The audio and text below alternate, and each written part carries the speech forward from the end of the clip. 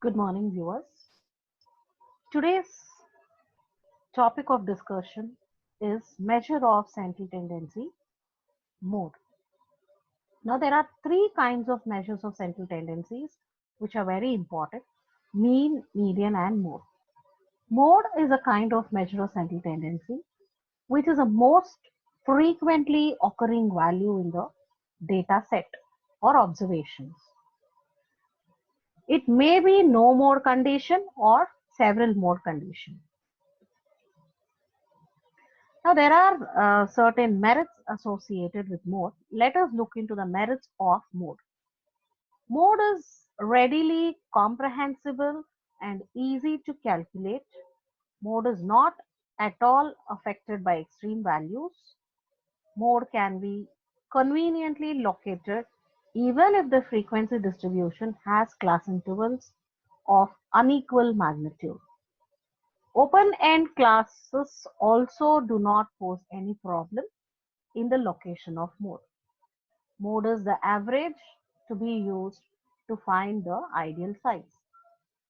Now there are few demerits associated with the mode. Mode is ill-defined. It is not rigidly defined. It is not based on all the observations in the set of data given. It is not capable for further statistical analysis or further mathematical treatment. As compared with mean, mode is affected to a great extent by fluctuations of sampling. Now,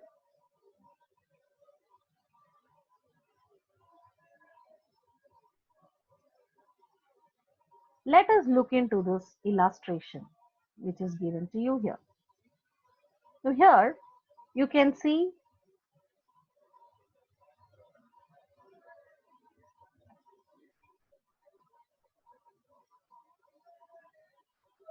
the following data which shows the age of 20 students in the class. You will have to find the mode for this data. Now this is the data which is in the form of discrete values. So this is ungrouped data.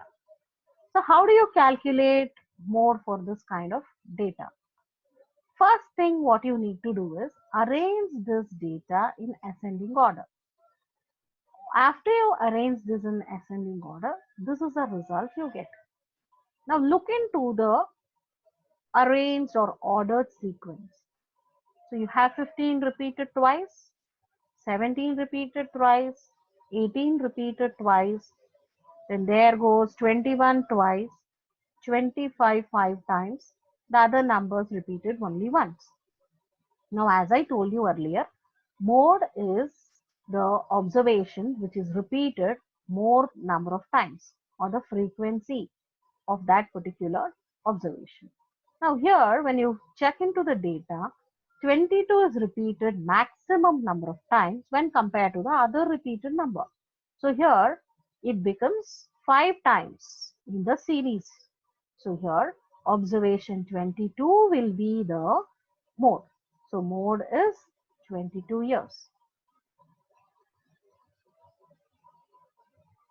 Here you have one more illustration which is in the form of X and F. That's the data in the form of X variable and F frequency. Now here you have a data which says height in centimeter and number of persons as a frequency. Now here if you carefully look into the frequency column, the highest value you have is 10. So identify the highest value in the frequency distribution first in the chart or the column. Then parallelly locate row wise. So here 180, the height of persons 180 centimeter is repeated 10 times. So by inspection, the maximum frequency is 10 and parallelly you have the value which corresponds, that is 180. So here mode becomes 180 centimeter. Again, this is also easy for you to locate. Now you can see few other examples where in the first row you can see the data given to you. This is a raw data. You don't have any number repeated more than one time. So what you can infer from this? What is the result you get from this? Here, this is a condition which is no mode condition. So it's a no mode condition where you don't have any mode. Next, you can just look into the next example. You have 4.9 repeated 1, 2, 3 thrice. The other numbers just once. So here it becomes one modal condition or single modal condition. Here the mode is 4.9. Just look into the next data given to you. You have 28 repeated twice, 43 repeated twice. Now this becomes more than one mode condition. What do you call it as? Bimodal condition. Here mode equals 28 or 43. So this is for discrete data or ungrouped data. Now here you have one more set of data. Just have a look into the first row. You have 2 repeated twice. Then come down. You have 4 repeated 4 times. The rest just once. So the maximum number of times what you have is 4 repeated 4 times. So the mode is 4. In the next example illustrated here, you have 10 repeated twice, 3 repeated twice, other numbers 4, 2, 1, 6, 7 just once. So here it becomes a bimodal condition, mode is 10 and 3. Come down with one more example. You have 10, 34, 23, 12, 11, 3, 4. There is no any number repeated more than one time. So this becomes no more conditions. So this is how you go for calculation of mode for ungrouped data. Now how do you go for calculation of mode for group data? Just like median, you have a formula for calculation. The formula goes like this. Mode equals L1 plus Fm plus F1 by twice Fm minus F1, F2 into C. What is L? L is the lower limit of the modal class. Fm will be the frequency of the modal class. F1 is a frequency just below the modal class. 2Fm, that's twice into Fm, that's mode frequency. F1 is just below the modal class, F2 is just above the modal class. And C will be your class difference. Now let's look into the illustration or an example. You can see an example. You need to calculate mode or compute mode for this group data. Group data in the form of class intervals and frequencies. Here the class interval is the data which says the age group of individuals and the persons who fall in this particular age group. So you can just put it in the column. So this goes 20, 30, 30, 40 till 60, 70 and parallelly you will have to make a frequency.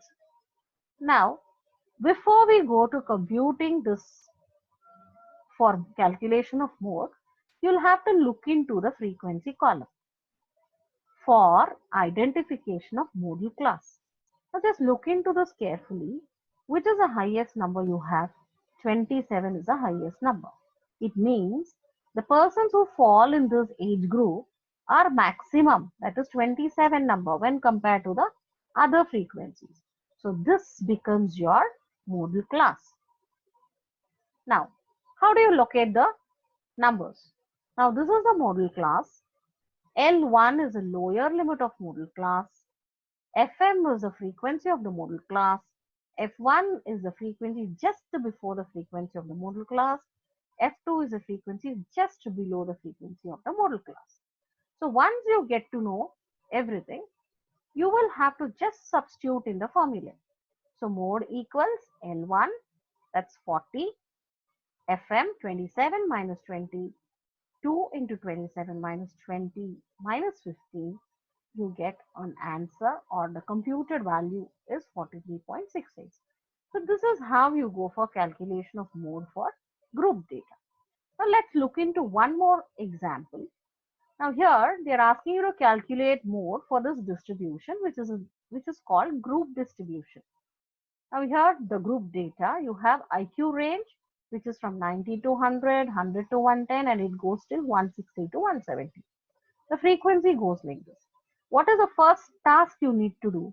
First, look into the frequency column, locate the highest frequency. When you look into this, 43 is the highest frequency. The purpose of looking at the frequency is to first locate the modal class. Now parallelly locate the modal class. Modal class is 130 to 140. Once you locate the modal class, you need to find out the values. By inspection, you get this as your modal class 130 to 140. From this, the modal frequency was 43. Just before 43, you had 38. And what is F2? Just below 43, it's 28. And C is 10. That's the difference between 140 and 130. And what is the lower limit? It's 130. So you'll have to just substitute in this formula. You'll land up in the mode calculation. So this is how you go for calculation of mode. Now there's one important relationship which you should remember between mean, median and mode. So mode equals twice median, twice mean. So mode equals thrice median minus twice mean. So this will help you to compute if median and mode or mean is given to you in the data. If you have to calculate mode, if the given data has median and mean, supposing if you have mode and median, you can substitute for mode and median and calculate the mean, vice versa. So this is an important relationship between mean, median and mode. Now to sum up, the summaries of central tendency. Now if you have mean, it is a balance point. Median, it's a middle value when ordered in the data or the observation. Mode will be the most frequently repeated value. With this, I wind up a small lecture on mode, the measure of central tendency. Hope you liked the video. Thank you.